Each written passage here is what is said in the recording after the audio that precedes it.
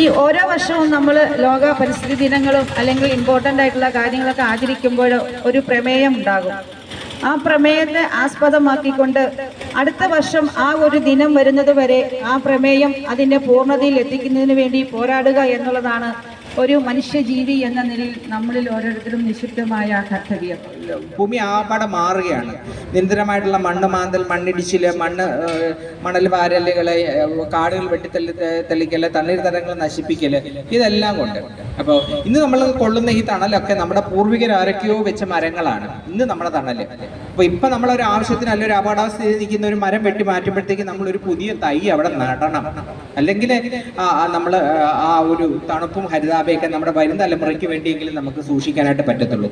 അപ്പോൾ ഇന്ന് നമ്മളെല്ലാവരും പ്രത്യേകിച്ച് ശ്രദ്ധിക്കേണ്ട പ്ലാസ്റ്റിക്കിൻ്റെ ഉപയോഗം മാക്സിമം കുറയ്ക്കുക.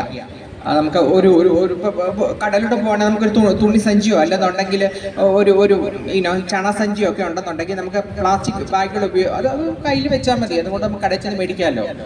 പ്രതീകാത്മകമായിട്ട് ബീറ്റ് പ്ലാസ്റ്റിക് പൊല്യൂഷൻ എന്നുള്ളതിൻ്റെ ഒരു പ്ലാസ്റ്റിക് ഇത് നമ്മൾ നിർവഹിക്കാൻ പോവുകയാണ്. നമ്മുടെ ഒരു ലോകത്തിനെ റെപ്രസെന്റ് ചെയ്യുന്ന, ജനതയെ റെപ്രസെന്റ് ചെയ്യുന്ന ഒരു കുഞ്ഞാവ അതിനെ പ്ലാസ്റ്റിക്കിൽ നിന്ന് നമ്മൾ കട്ട് ചെയ്ത് രക്ഷിക്കുന്നു.